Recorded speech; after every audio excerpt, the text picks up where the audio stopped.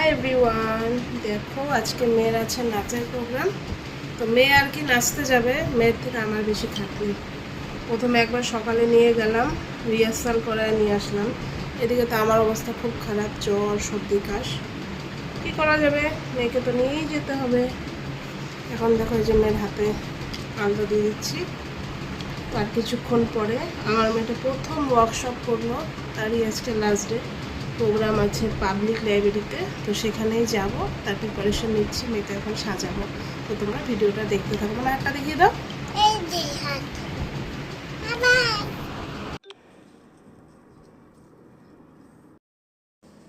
তো চুল তো মাথায় অনেক ছোট, তো এইভাবে আমি চেষ্টা করে একটু বান করে দিলাম।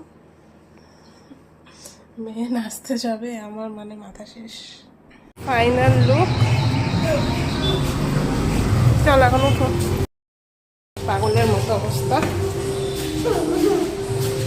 মেয়েকে সাজাইতে সাজাইতে আমি পাগল হয়ে গেছি।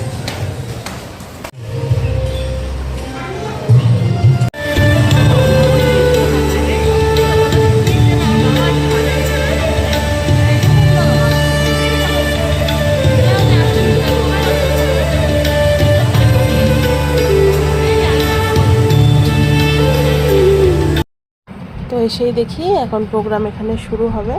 তো ফুল প্রিপারেশন চলছে, আর এখানে আমরা সব গার্জিয়ানগুলো বসে আছি, মানে বাচ্চাদের মাগুলো।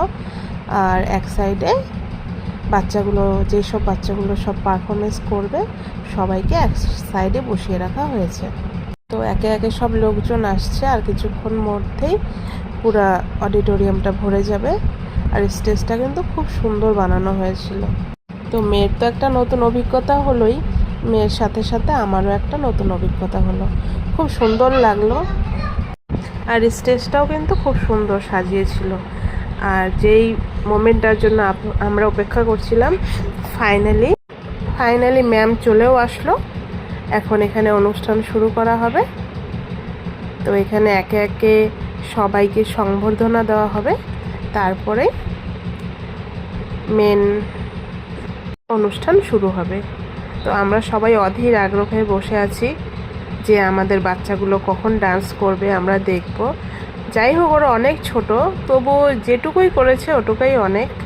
এই বয়সে যে ওরা স্টেজে উঠেছে, পারফরমেন্স করেছে, এটাই আমার কাছে অনেক বড় পাওয়া। আর যত দিন যাবে তত তো আরও ডান্সে ওরা একটু পারদর্শী হয়েই উঠবে। তো ফাইনালি এই যে সেই মোমেন্ট যেখানে আমার মেয়ে নাচ করছে, গ্রুপ পারফরমেন্স। তো ভীষণ ভালো লাগলো।